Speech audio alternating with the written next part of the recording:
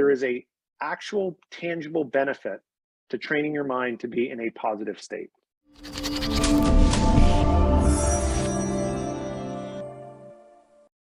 Positive mindset, you got this. You have to be of the mindset, what are we feeding our brain over time? Here are the areas when you have a positive mind. So it's not just say, oh, be happy, have a great attitude. There is a reason for it. It creates better performance, intelligence, energy, resilience, how long you can work on a project, so your ability to stick with something for longer, how many possibilities you see, how many connections you have, your health. And that is an amazing advantage. There is a actual tangible benefit to training your mind to be in a positive state. So again, what are you feeding the brain?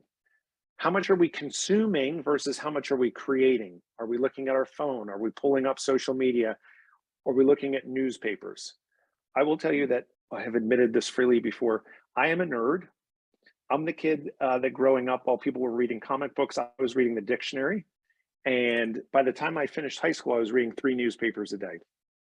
And in 2008, as we went into the financial crisis here in the United States, I walked in after picking up the Wall Street Journal.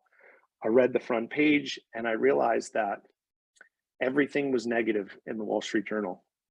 And it was creating such dread and worry for me that I put it down on my desk and I called the 3 newspapers that I would get delivered every day, the USA Today, the Wall Street Journal, and the Times Union.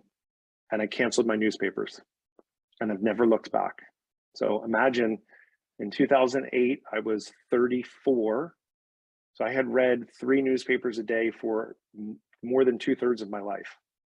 And I just realized that it was no longer serving me, that the news cycle had changed so much that it was starting my day with, I'm going to talk about this here in a second, a negative bias. And so I realized that it wasn't serving me and I changed it. And I tell people all the time, if your thoughts, your feelings, and your actions aren't serving you, then change them. That's what we should do. Jim Rohn says, you're the average of the 5 people you spend the most time with. Stop and take a second, close your eyes, think, look up. Are you bringing up the average or are you bringing it down? When you think about the 5 people that you spend the most time with, are you bringing the average up or down? Because my goal in life is to make sure that I am bringing that average down significantly, because the quality of the people I am around are so flipping cool and amazing and bright and kind and generous. That would be amazing to me.